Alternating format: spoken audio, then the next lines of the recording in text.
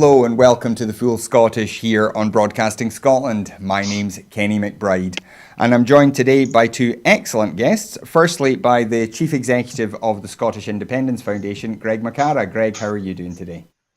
Very well, thank you. Glad to be on the show. Excellent. And on the other side of me, we have Joyce McMillan, columnist and critic for The Scotsman. Joyce, how are you doing today? Not bad at all, under the circumstances. Well, it's good to have both of you here. And we start today, as we always do, just with a quick update of the coronavirus statistics. So this is as of 2 p.m. yesterday. Today's figures obviously will be published at 2 p.m. today. So there were 1,167 new confirmed cases of COVID-19 in Scotland and sadly 15 new reported deaths. A total of 893,041 people in Scotland have now been tested. Of these, 846,642 were negative and 46,399 were positive. As of, this was Friday night, obviously, 675 people were in hospital and 62 of whom were in intensive care. The total number of patients in Scotland who have tested positive and subsequently died in Scotland now stands at 2,609. So obviously, sad news for those people who have died. Before we go any further, just a reminder, if you do want to comment on any of our stories today, you can do so on Twitter by following us at Broadcast Scot and using the hashtag FullScottish. And we will be flashing some of those tweets up on the screen throughout the show. But our first story today, the EU on Thursday and Friday held a summit of their 27 leaders, and in a communique they said that they would continue to pursue talks with the UK, but apparently to the chagrin of the British delegation, they did not say that they would intensify the talks. And subsequently, Boris Johnson announced that the UK was now preparing for no deal. Now, he did say that talks would continue, and he said that a deal was still possible, but he did say that no deal was now the kind of working assumption. So, Greg, I think I'll come to you first on this. Is this, as some people have suggested, just Boris Johnson playing quite extreme brinkmanship? Or do you think, as others have suggested, that no deal was the plan from the start, and this is all part of his and Cummings' strategy playing itself out? Well, I think for many of Johnson's entourage, the idea of playing for no deal has been the game plan since before 2016. That's actually what we want. Really, the language just now is about the blame game. Neither side in negotiations want to be seen as the ones who brought the whole process down and caused some falling off a cliff edge. So each will insist that they're still willing to negotiate, but in reality, they're not. There's nothing to negotiate much there. I will say, by the way, I don't believe, and never have believed, that it was going to be no deal. Many people are now starting to talk about having some small mini deals, fringe deals, things to do with transport, to do with medicines, a range of side activities. You stick them together and you could dress that up and you could call it a deal. But actually what it is just a continuation of some aspects of the status quo. The other thing that I would say is the Tories are ramping up their use of the term Australian deal. Australia does not have a deal with the EU, therefore an Australian deal is no deal.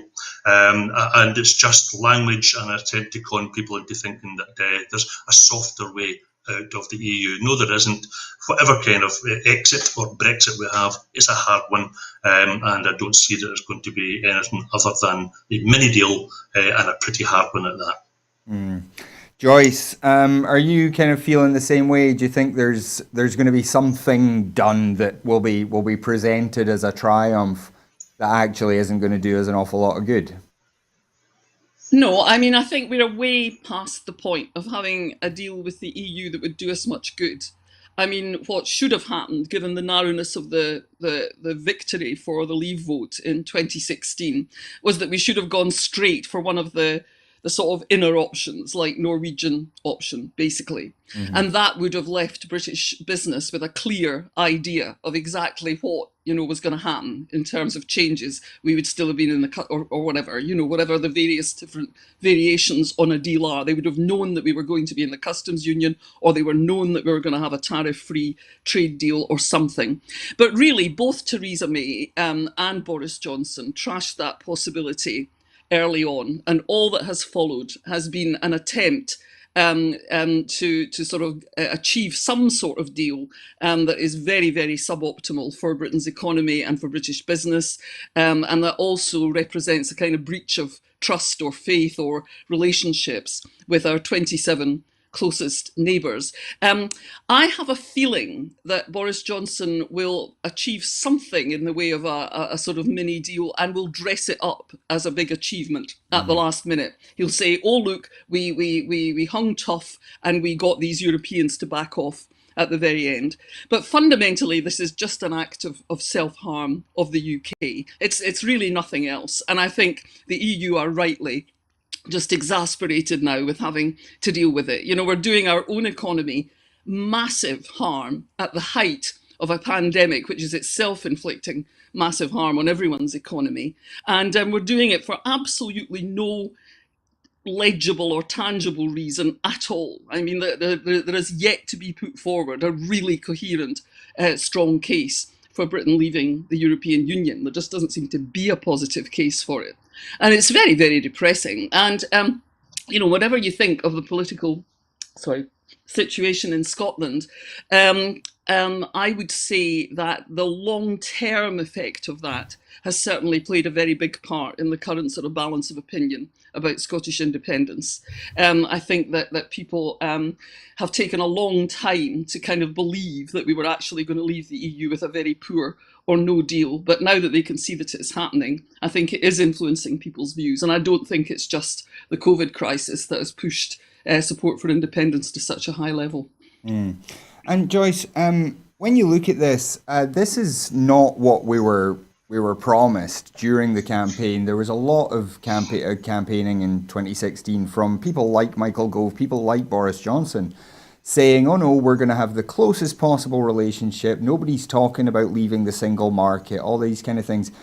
Do you think that they believed that at the time? Or do you think they have their thinking has evolved since then?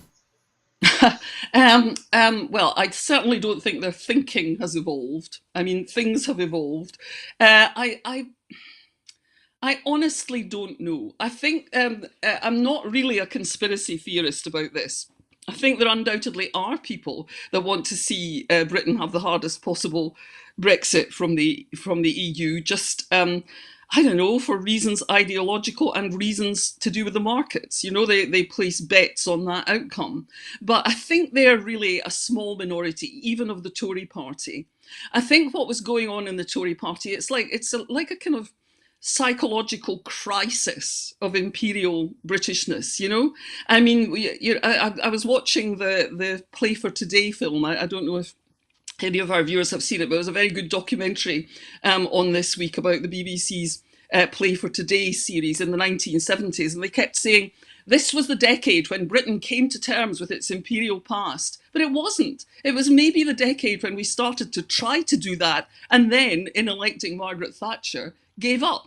And since 1979, there's been this kind of rhetoric in the Conservative Party, which has dominated a lot of our politics over those decades, which is fundamentally about hostility to the European Union and to the whole post-war settlement that goes with it, and about some kind of dream of making Britain great again in a sort of Empire 2.0 or whatever Liam Fox and his friends were calling it. And it's an absolute fantasy. Now, if you begin to subscribe to that fantasy for any reason, pragmatic or ideological, then I suppose you have to convince yourself that there's something in it, And so maybe they believed it at the time, that the Europeans would come crawling for a deal if Britain just had the guts to vote to leave. But it was never very likely. That's a union of 27 major trading nations who just don't need Britain as much as we need them. And that's been obvious from the start. But the Conservatives, large section of the Conservative Party, just can't say that to themselves. They're sense of identity is so bad with the idea that Britain is greater and that we are the ones who saved the continent and not the other way around, you know? I mean, it's a dreadful psychological and political crisis, and it is breaking the union because the Scots are kind of got past that in various ways, you know. Greg, just to turn back to you, we've seen news today from the OECD that they expect food prices to inflate quite significantly after Brexit happens. I wonder, what's your take on how the public will react if it does get to the stage where maybe there are some food shortages or prices go up steeply, maybe medicine shortages?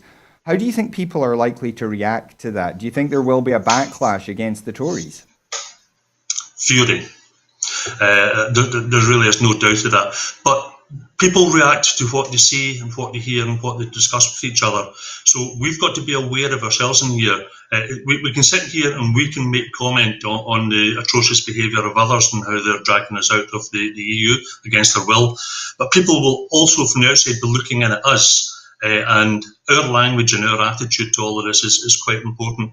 So, for example, Joyce touched on relationships with European institutions, whether it's the EU or EFTA or whatever. We've got to take care to say that should Scotland then choose to be independent in the relatively near future, we shouldn't be as arrogant as the UK government, which said, of course, there's an oven-ready deal, and of course the EU will give us what we want, and we have an automatic right to so many parts of deals that we want. We have to make it quite clear that we're asking as friends and as neighbours, and not making demands, and we're not arrogant in that. So and the part of the reason I say that was for what I said earlier on. People will look at us, and if we sound as if we are a very demanding lot, and also if we sound as if we are the ones saying, let's just walk away from it, it's done, let's not talk about trying to stop Brexit anymore or reverse it or make it a softer Brexit, let's stop doing that. There's a danger that people will look at us and say, you're part of the problem now, aren't you?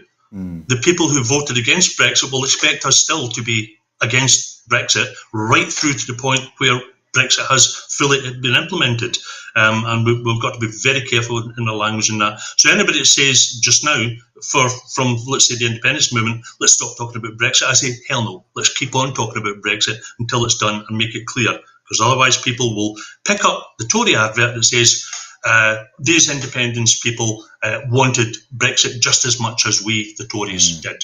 And they will give a quote from people who said, let's stop talking about it, and that will be damaging. So mind our language, and let's mind our patience, and wait until it's done. And then at that point, I think people will say, well, the independence was explained as a way of solving these problems, as a way of making sure we weren't dragged out. And those people for independence have been consistent and honest in their arguments. Maybe we'll trust them rather than Boris and his pals that we trusted 4 years ago. Well, on that note, we are going to stop talking about Brexit. We are going to move on to our next story, because Scotland, of course, in amongst all this, has not had its voice heard terribly well on everything from the Brexit vote itself through things like the Internal Market Bill. But during the COVID crisis, of course, Scotland has been continually crying out for financial powers, especially borrowing powers, to be able to manage the crisis in its own way. And those powers have not been forthcoming. So Joyce, if I could come to you first. We know the furlough scheme is due to end at the end of this month. There is going to be a replacement scheme of sorts, but it's not going to provide anything like the same sort of support. There are still millions of people across the UK who aren't getting any sort of support. And Scotland has been left unable to make the kind of, to have the free choice about its health policies because it can't necessarily provide the financial support to enable those policies to work. I wonder, how big an issue do you think it's going to be for Scotland when the furlough scheme does end? We are then looking at Brexit on the horizon. How bad do you think the economic problems can get for us? Well, I think Britain's looking at a dreadful winter. And I mean, the trouble is that during this kind of long period of boom and sort of neoliberal economics that we've lived through, poverty has really become a matter of shame for people. We've all become very individualistic. And if we can't afford to pay the bills, if we can't afford to put the right amount of food on the table, we feel as if it's our fault. We've lost the habit, which was acquired, hard won through the Victorian era and all the hardships of that time in the trade union movement. We've lost the habit of seeing it as a collective problem and campaigning together against it. And there is going to be a huge amount of poverty this winter. And one thing that is interesting about it from a political point of view, and which I don't think the SNP or any other opposition political party in the UK framework has done enough of, is to point out just how inadequate our support funding is compared with most other countries in Europe. It is absolutely mean by comparison. And certainly in the field of the arts, which is, what I mainly write about when I'm not writing about politics, the support that has been guaranteed for artists way into 2021 in most European, certainly in the big ones like France and Germany, the major ones closest to us, the Netherlands and the Nordic countries, is something that we can't even dream of. Rishi Sunak is about to cut support for self-employed people, which is nearly everyone who actually creates the arts, apart from the people that actually run the big theatres and so on. That is being cut to 20% of what your profits were a year ago, a fifth of your earnings. It's a joke and an insult. And you've got the theatres and all the performing arts, including, music venues and everything else, are still shut all across the country. In Scotland, they can't open at all. In England, they're only opening very tentatively and in ways that can't really make money.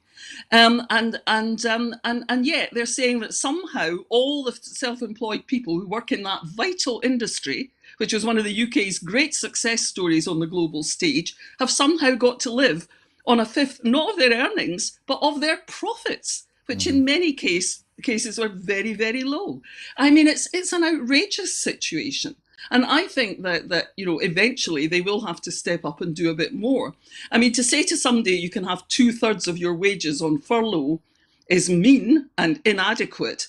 But 2/3 is an awful lot better than 20%. And there are so many people in Britain now working either on 0 hours contracts or as self-employed. Be pushed into self-employment as a form of disguised underemployment, really. Then they just I think rather than have so many people in complete economic distress, which can cause public unrest, they're going to have to do something. And then if on top of that, as you suggested earlier, we start to have things like food shortages and medicine shortages, I think there could be serious unrest, particularly among those who never voted for Brexit in the first place. Well, Greg, coming to you now. As I said, there has been this kind of lack of cooperation and lack of even understanding of how devolution's meant to work a lot of times from the current Westminster government. Do you think that's strategy? Do you think that's a deliberate decision to try and undermine the Scottish government, to try and kind of weaken the Scottish government? Or do you think it is just ignorance where it just doesn't occur to them to think about the devolved governments? They simply don't read the legislation which they wrote. I stood in a small queue back in 1998. Right after 1997, and I stood in a small queue outside the Majesty Stationery office in Edinburgh because I wanted to pick up a copy of the just published bill for devolution, and there was a lot of joy in that movement because the model that was being discussed was what's referred to, strangely, I could explain, but I won't. It's referred to as the Stormont model. In other words, everything is devolved except for a list of powers which are reserved. Okay? Instead of the previous devolution model was, we'll give you a few things to tinker with, but everything else, of course, is yours. So everything was devolved. That has been stood on its head now because the laws which have been enacted in England have overridden that and said when fishing comes back, when agriculture comes back, everything which aspects of it were devolved to Scotland, they'll go to Westminster instead, and they'll decide if and when, but let's emphasise the if they want to further devolve them to Scotland. So what basically we have in here is a government in Westminster, which Westminster as a whole passed legislation saying devolved powers are there, they're pretty well entrenched, we won't mess with them, they can be added to. And by the way, any new power which comes into existence is automatically devolved because it's not been put on the list of reserve powers. All of that has been overturned. Westminster has decided to chuck the concept of devolution, not just aspects of it, but the basic principles underlying devolution out the window. And touching on what you were saying there, some of the powers that we would like to have additionally, which there is no serious chance while we're devolved, is to be able to do much more in dealing with the economic problems. We don't have a central bank. We can't print money. We can't do quantitative easing, which has been done throughout the world, to print more money and use it as we want. Let's take it to a very focused point as well, though. There's certain things that we've been talking about poverty. Will that be affected, and how can we deal with it? There's people on universal credit. In an emergency at the start, you'll apply for and possibly get a loan, but that needs to be repaid. There's been discussion in Westminster about should Westminster make it possible to just write off a loan because it's just driving people further into debt. And there's discussion, and there's more discussion about discussion, but there's no conclusion. And the inescapable costs related to poverty, things like housing and childcare, and actually servicing debt if you've got bills to pay, to paying that off.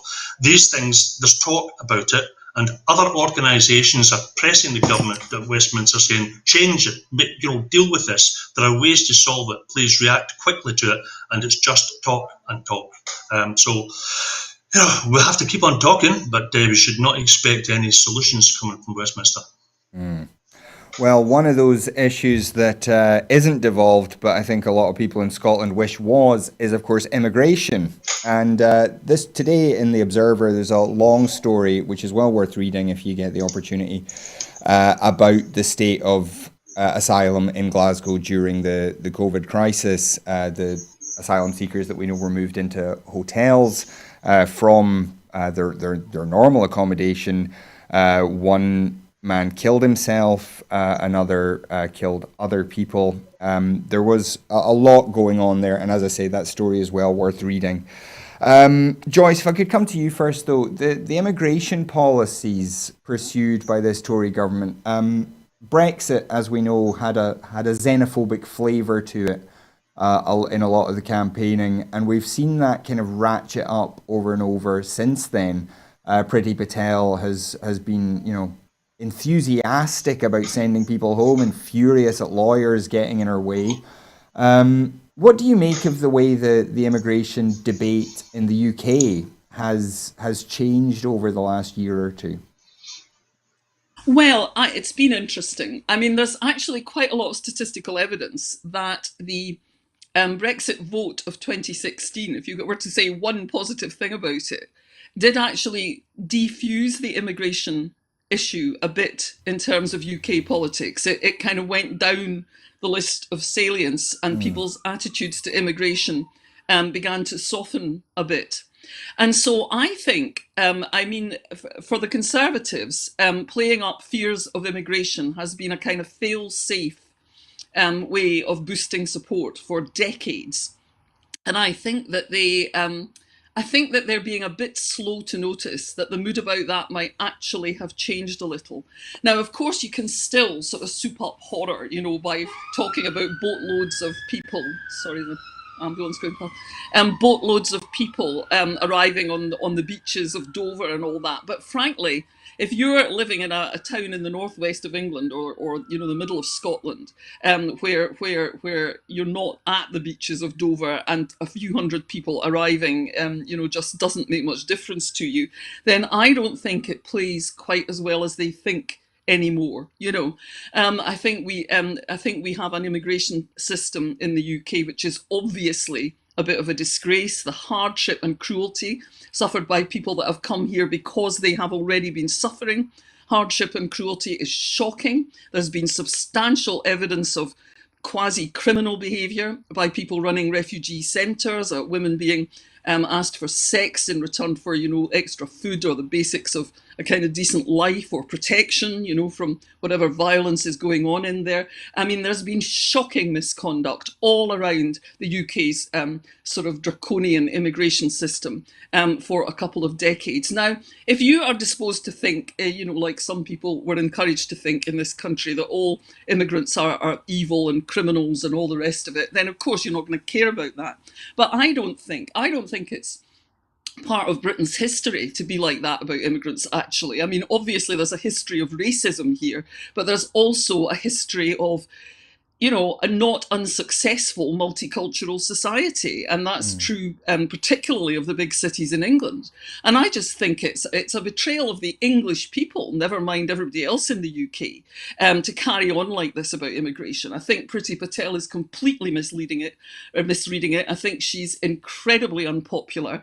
And of course, her chat about how human rights lawyers are just a pain in the neck and get in the way of, whatever, her policies is just another example of this kind of, we can break the law sort of attitude that this British government has got. And of course there is a minority that will cheer them on in that, but I really think they are a minority. I think most people in Britain would rather live in a rule-governed society. I certainly think most people in Scotland would rather live in a properly rule-governed society that was integrated into the international community and played its part in dealing with refugees and asylum seekers, compassionately and legally. And I think even in terms of England, they're beginning to misread this issue now. I just don't think it works for them the way it did. And Greg, we do hear from polling evidence and stuff that the attitudes to immigration in England and Scotland are not massively different.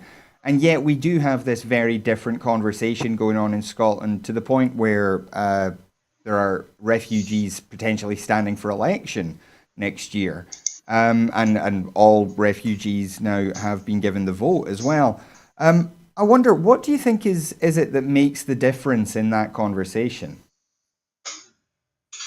You use the word attitude in there, and it might well be what you say is correct.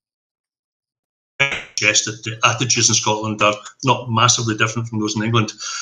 There's a difference between attitude and behaviour, and I would say that behaviour in Scotland is different. And I'll give you a prime example of that. After the Brexit vote, there was a measured increase in racist attacks in England, and it was quite widespread. In fact, all of the areas that they measured it in saw an increase, except for one, whereas the whole of Scotland did not see an increase. The whole of Scotland did not see an increase. That's the difference in behaviour. So why would that be? Why would the behaviour differ from the attitude? Well, it's about the societal norms. In Scotland, I would suggest that there's a view that permeates society in Scotland that racism is wrong, that we should look more benignly upon immigrants and asylum seekers. And maybe there's a wee bit of folk memory in there as well. One of my favourite conversations ever was when I was canvassing at a door, and a woman came up with the usual typical racist comments. All these people coming here, taking our jobs and our houses and blah, blah, blah. Yeah, okay. And I said to her, all these people you're talking about, maybe I'm one of them, because all four of my grandparents were Irish, and they came here. Oh, so was my grandfather. And she said, and he was from Donegal. And I said, yes, like mine. And suddenly, there was this friendship and kinship between us. Yet she didn't realise that she was, in fact, an immigrant, second generation down. In Scotland, thousands of years ago, when people were migrating west through Europe, and the Celts were coming out of Central Europe and moving west, there was a pile-up in the the top left-hand corner of Europe, Scotland, pile-up of genes. And because there was no place else for them to migrate to, unless they wanted to swim to North America. And Scotland is one of the most genetically diverse countries in Europe, and there's a recognition in there that we are odd Jock Tamson's bairns, and that we should actually not have some bad view of people simply because they're a different colour or language, because we've got a bit of that variety already in the country. So attitude and behaviour, let's not treat them as the same thing. And the nice thing, finally, on this for me, is that because of that slightly different attitude and definitely different behaviour in Scotland, the parties which might at some stage in the foreseeable future, the long-term foreseeable future, that might form a government in Scotland, there is a broad consensus amongst them that we will keep a lid on any racist behaviour, we will be benign towards immigrants, and they will maintain that consensus. That consensus broke down in England, and it broke down even worse after 2016 because of the increase in racist attacks. Yeah, well, long may that consensus continue in Scotland at the very least. Yeah, I think it is. Oh, sorry. Sorry, can I just take it? Yeah, I think quickly. it is important Sorry. to emphasise the role of leadership and language here. You know, I mean, whatever you think of the SNP and of Nicola Sturgeon as a leader, her language in dealing with issues of race and immigration is impeccably welcoming, liberal, and egalitarian, and it does make a difference. I mean, it's not that there's no racism in Scotland. Of course there is. There are some dreadful attitudes and on occasions dreadful behaviour. Although you can measure statistically how prevalent that behaviour is, and it probably is slightly less prevalent here. But it's not that there isn't racism, but it's that the public discourse of Scotland is very much led by that leadership, which says no, Scotland is a welcoming country. We want to do our bit in welcoming refugees, and we understand that we can be a modern nation that has a very strong Scottish identity, but is welcoming of people from all over the world. And I think that's so important. And if you're looking for leaders that are capable of measuring up to that sort of challenge, then look at the huge victory that Jacinda Ardern has just achieved in New Zealand. Well, and I'm Joyce, sure you've actually segued beautifully there, because that was what I was just about to come on to. She and Nicola Sturgeon have a lot in common, I think, on that Yeah. issue. So Jacinda Ardern, leader of New Zealand Labour, won a pretty handsome victory in their general election this year, or this week rather.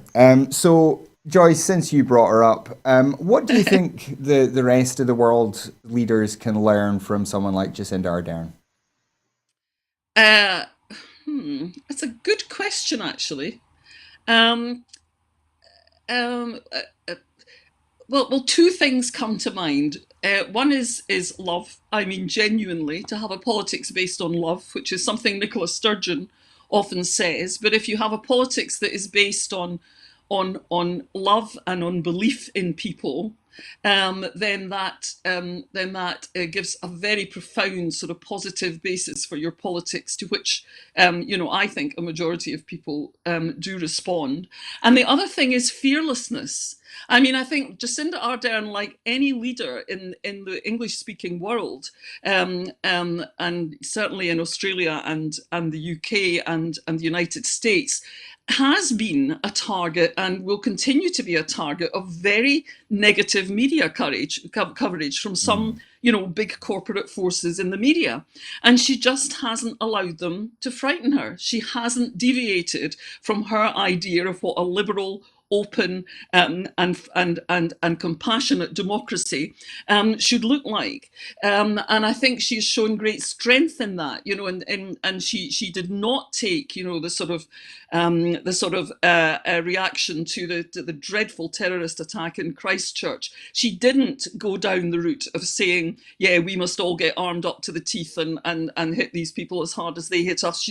She never even dreamed of doing that. She took the Norwegian approach, which is that if we change our values in response to this terrorist attack, then the terrorists are, in a sense, winning, which is something the more kind of strident sort of right-wing Western leaders have never understood, that every time they take a strict security measure, in response to an attack by one or two, extremists somewhere, they are actually giving them a victory. And we've been doing that continuously ever since the 1980s, ever since the IRA issues of those times, the 1970s and 80s. And she understands that that's not the way to go. So I think it's those two things. It's having a politics that is deeply based on compassion and on liberal values, and which is also fearless and not afraid to confront those who make that kind of politics difficult.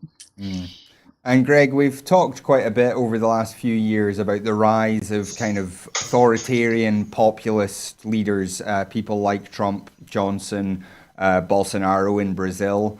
And yet, during the pandemic, notably all three of them have got sick, but all three of them have also lost a lot of popularity. Whereas someone like Jacinda Ardern's popularity has just risen and risen, and her global profile has grown out of all recognition. What do you think that tells us about maybe how we want to conduct politics in the future if we're going to face crises like this again? Yeah, it's the difference between populist and popular, isn't it? You can get away with populism for a while, and for centuries people have been doing that, but it usually ends badly for the people who try the populist approach. Touching on Jacinda Ardern, I've very little to add to what Joyce said. I agree with everything she said in that. I think it's largely down to taking personal responsibility and saying the buck stops here. I'm not going to go blaming the scientists. I'm not going to go blaming the medics for policy decisions that I've made. I think that's the way that Jacinda was talking, and we're seeing that elsewhere in the world, but including in Scotland. But the other aspects of that are, we've got to listen to the public opinion, and when our leaders disagree with any moods that are developing in the public, that's where the fearlessness part kicks in. It's not a case of, this might damage my poll standing. It's a case of this might damage the people of the country, and making the decisions and promoting, pushing the decisions that are needed.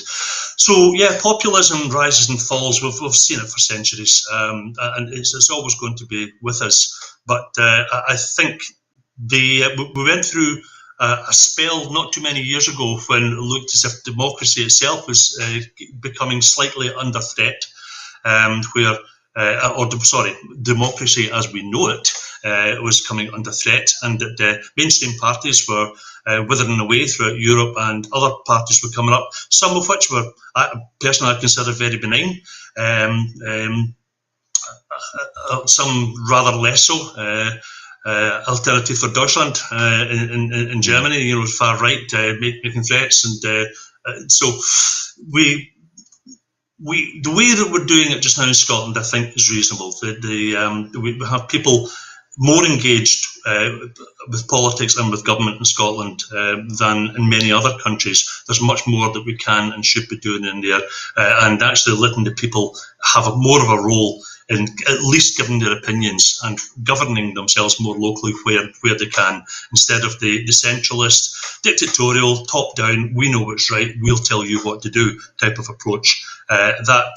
Fortunately, one of my favourite Scots words, fortunately, was sufficiently thrown in Scotland that that type of top-down approach doesn't really survive for long. Yeah. Well, thank you for that, Greg.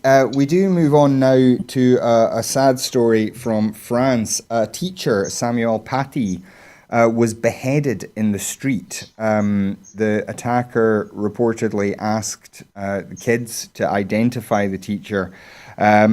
This was allegedly because he had showed cartoons of Prophet Muhammad to children in his class. 10 people have now been arrested in relation to this attack. But Joyce, this is something that we've seen. We saw with the Charlie Hebdo attacks. We saw journalists threatened in Denmark for publishing cartoons.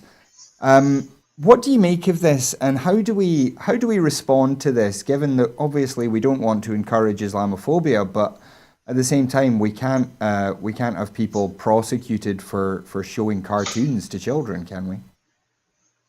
No, we can't. I mean, obviously, freedom of speech, not even in America, which has notoriously or famously the strongest freedom of speech legislation of most of the Western democracies, that you're even allowed to do things like burning the flag and all that stuff, which and Germany, on the other hand, because of its history, has quite strict prohibitions on things like Holocaust denial and so on, which some people would see as an infringement of freedom of speech and of free debate. So, there are always limits to freedom of speech, and negotiating them is extremely difficult and probably more complex in the kind of multicultural society that Britain and France now are than it was when things appeared, at least, to be more monocultural. Although, in fact, the big societies, big nations like France and Britain have never been that monocultural. But there was a time when there was a dominant culture, and you could just kind of ask people to subscribe to it. Now it's more of a negotiation. I mean, this is a terrible tragedy, and my first thoughts are just with the friends and family of this teacher who has lost his life. I mean, it's a shocking incident, but I really wonder whether it isn't possible to kind of over-politicize it, in the sense that, I mean, look at what happened. The Charlie Hebdo massacre was an absolutely appalling incident in France a few years ago, where I can't remember the exact number who lost their lives, but was it 7 or 8 journalists and cartoonists in the Charlie Hebdo office were massacred. It's remained an extremely controversial matter, and the type of cartoons that Charlie Hebdo was publishing have remained completely controversial. Some people think they're just both kind of Islamophobic and anti-Semitic, actually, in the detail of the drawings, and other people think that freedom of speech completely demands, just Charlie Hebdo, they should be allowed to say whatever they like. And the fact is, this teacher in a school with a high number of Muslim students had taught a lesson about it, and after warning the Muslim students to leave the room if they thought they would be offended, had actually shown them these cartoons as part of their education about freedom of speech in France. Nonetheless, despite him doing that and being courageous enough to teach that lesson in that context, no one attacked him except this one very disturbed Chechen guy who didn't even live in Paris. There was nothing to do with that school, came from Normandy all the way to do the attack, And so in that sense, how much should we overreact to one person who's willing to commit that kind of act of violence? Now, they've arrested 10 people, presumably because of questions about whether this guy was part of a network and all the rest of it. But even if there are 10 people in France who are willing to contemplate violence over a case like that, I really think it's a dangerous thing when we start changing our whole society and sort of associating a whole huge religious community with this kind of violence. I think it's wrong. This kind of violence is almost always, 99.99% of the time, is to do with the pathology of the individual who's actually willing to go so far as to do this. And we know this about shooters in America, who are usually, white and Christian in inverted commas in their cultural background. We know it about killers who adhere to the Islamic faith, or say that they do, or think they do. And we know it about, psychopathic killers of all kinds. And, I'm really fed up with a situation where we look at people like the man that killed Joe Cox as a kind of, a crazed individual, and we look at, the person who committed this killing as part of some great global conspiracy against the West. I don't think either is exactly accurate, and I think we have to keep our responses to it very carefully in proportion, and we have to, above all, just feel sorrow for the victims of attacks like this, and continue the debate about what a free society looks like in the 21st century. That's all we can do. Yeah, absolutely. Now, obviously, a big part of how we do continue that discussion is through journalism.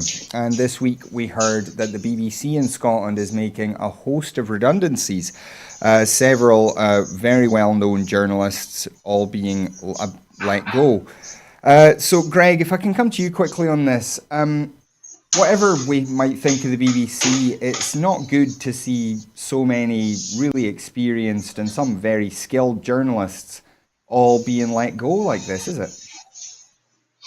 No, it's not. And I think if we're a decent society, we should care about people who are going through difficult times, no matter what they do, where they're from, what their background is. And in the case of BBC journalists, in many parts of politics in Scotland, their roundly condemned because of what seems to be a political line that they're taking. You know what? They're employees. They're given a job to do. They're often told this is the line that is going to be taken, and they follow it. You could say, but what they should do is just chuck it. They should just go elsewhere and work on something else. Well, they've got families and homes to maintain. They have to make a living and have a bit of consideration for them. So there are many journalists who will make statements which many of us wouldn't like to hear them make, but actually who are personally quite sympathetic to the views that a lot of us share. So let's be aware of that. Circumstances might change in the future. When the British Broadcasting Corporation becomes a Scottish Broadcasting Corporation or something of the sort, I think we'll see. Although I seem to remember there's something called Broadcasting Scotland that's got at least a partial copyright on that name. But circumstances just might change. Let's not throw the baby out with the bathwater. So I do feel a high degree of sympathy for them, and if part of the reason for cuts in the BBC is because certain of their output isn't getting great coverage, and therefore they feel that they just have to nip that in the bud, maybe they should have a wee good look at themselves to see why are people not watching it, and maybe it's just the quality and the content that they're putting out. There's plenty of stuff that.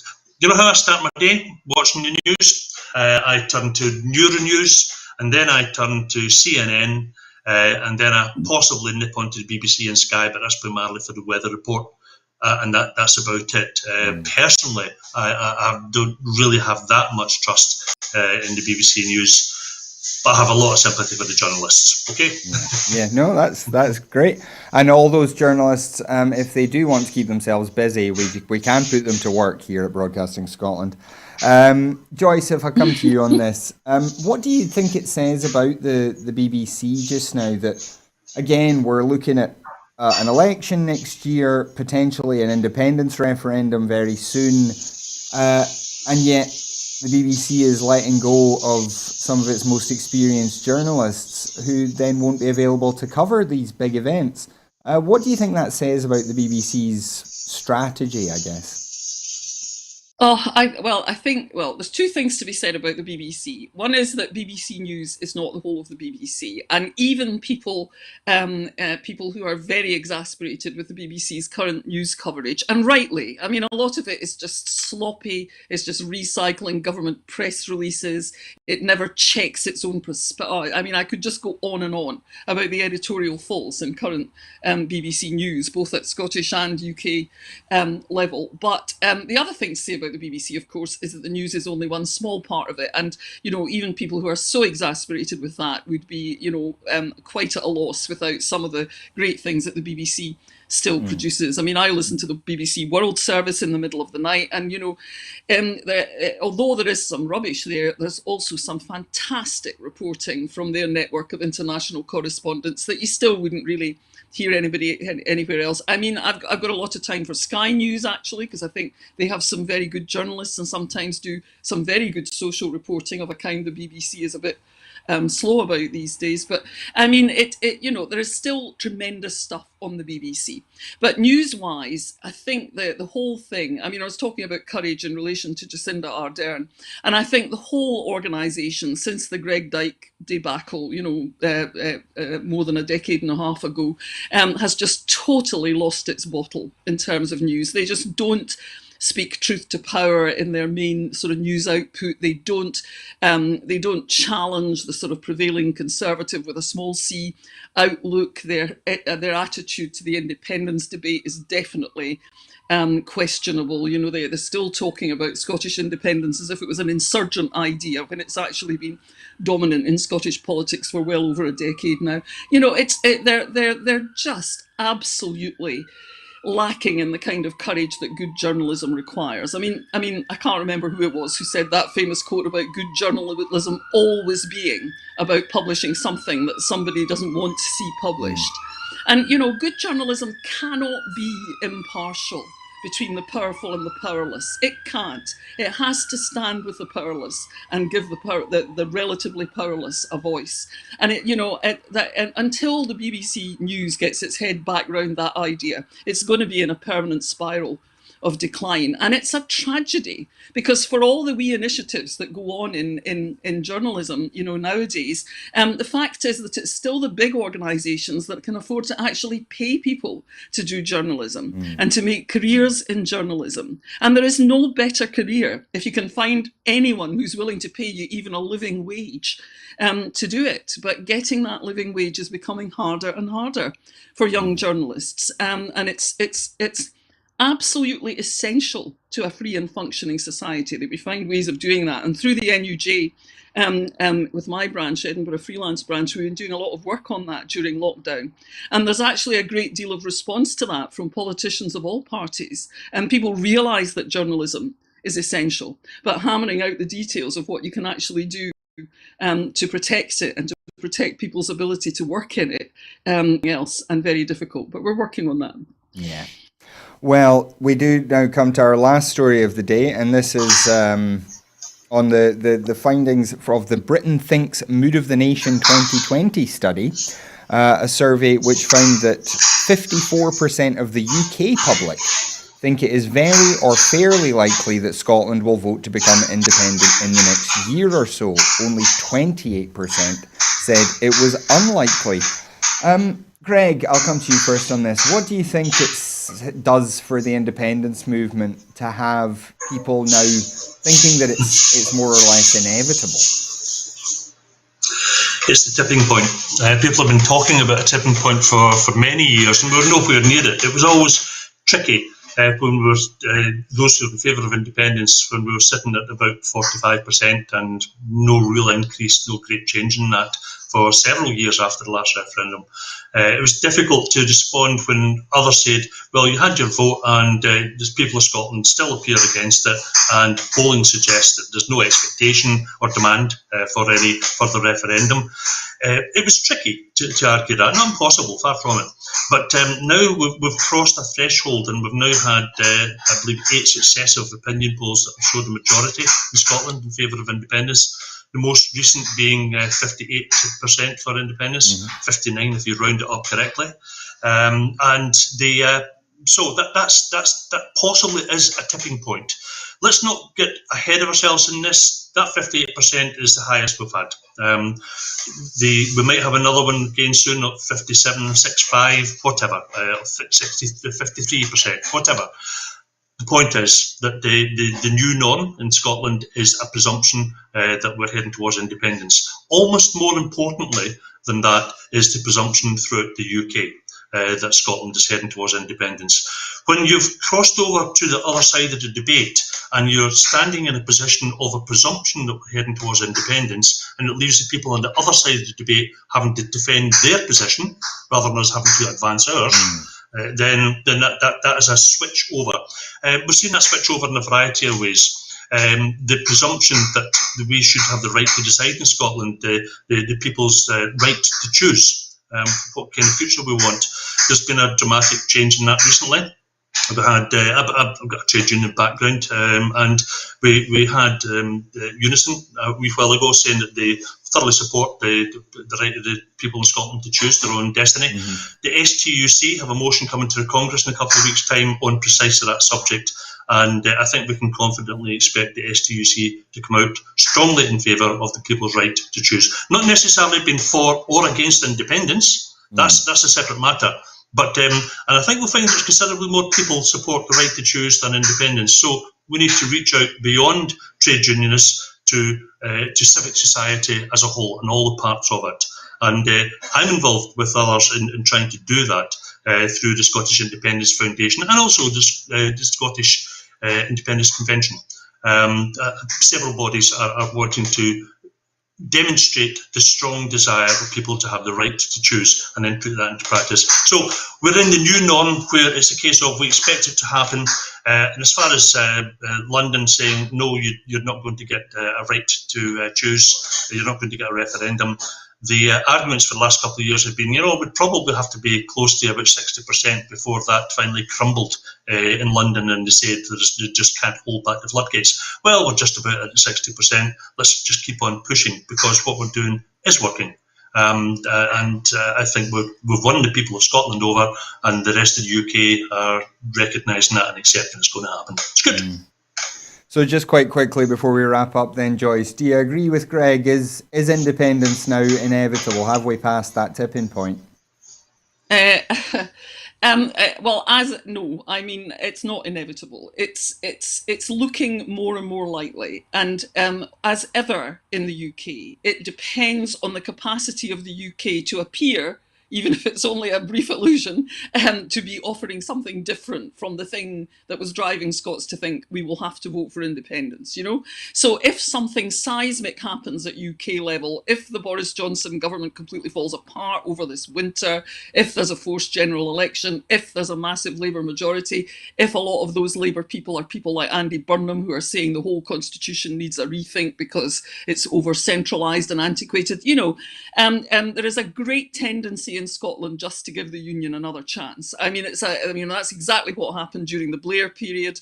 It's exactly, and if that comes with genuine reform and the chance of a genuinely federal UK, then that's not necessarily a bad thing for Scotland, However, given the kind of current intransigence of the UK, the amazing popularity of Boris Johnson's government, given its performance and so on, that doesn't look terribly likely. So yes, I think we're now close to a tipping point. The age distribution of support for independence is obviously very important, and I think people under a certain sort of age just take it as almost for granted that Scotland will be independent sometime soon. And how much the people in England, I suppose, yes, it creates, if there's a general presumption in England that Scotland is off, and that we're going to leave sometime soon, then that does, I suppose, create a political climate in which people begin to prepare for it and tolerate the idea. But I think if you look at the map of the UK, there is still viscerally in any British Prime Minister going to be a feeling that we just don't want to lose that great big chunk of the territory, of the sea area, of the prestige and size of this country. And they will fight, at the last, they will fight with every weapon that they think it's reasonable to use. And it could come to a much more authoritarian style of government, or it could simply be that they try much harder politically, which of course would be a better outcome than any kind of crackdown. But I think we have to be prepared for quite a bumpy ride on the way to independence, even now, even if there is clear and steady majority support for it in Scotland. Well, there's certainly a lot to think about there, but that is all the time for talking that we have for today. So I'd like to thank Greg and Joyce very much for joining us. It's always a pleasure to have both of them on the show. And we'd like to thank you at home for joining us as well. There would be no point in making the shows without you. So thank you very much for being with us. We do have to ask, if you're able to support Broadcasting Scotland, then please do go to broadcastingscotland.scot/register. Sign up there as a supporter, and your £5 a month is what makes it possible for us to keep making these shows. We are constantly trying to build a better broadcaster for Scotland, and unfortunately we can't do that without a wee bit of money. So if you're able to help there, please do. If not, if you can't afford it, then please don't feel bad about it. The shows will always be free to view online. You are always still a very valuable member of the audience. But you can still do us a big favour by following us at Broadcast Scot on Twitter, by liking our Facebook page, by subscribing to our YouTube channel and clicking the bell icon there so you get notified about new videos. And then share these videos around. I joked on Twitter the other day that there were 4,000 people watching The Nine on the BBC Scotland channel. And could we get Broadcasting Scotland to that level? So there's a wee challenge for you over the next couple of weeks. Let's see if we can rival The Nine's viewership. And finally, we did mention all those redundancies at BBC Scotland. Isabel Fraser, I've got my eye on you. I'm keeping this seat warm for you if you want a job. There is one here for you. But there are jobs here for anybody who wants to get involved in helping us build that better broadcaster for Scotland. So if you're interested at all, if you want to polish up some journalistic skills, get behind a camera, get behind a mixing desk, or you want to sit in the big chair here like me, then please do get in touch with us as soon as you can. We would love to hear from you. I will be back on Tuesday with Scotland at 7. Tomorrow night, Sam Payton is going to be sitting in for Gordon, who's still not available. So do tune in to hear from Sam tomorrow. I'm sure she will love to hear you, see you, and hear all your tweets. So once again, thank you to Greg McCarra and to Joyce McMillan. Thank you once again for joining us. And until tomorrow night, have a great evening. Thank you very much. Thank you. Have a good day. Bye. Bye-bye. Bye-bye.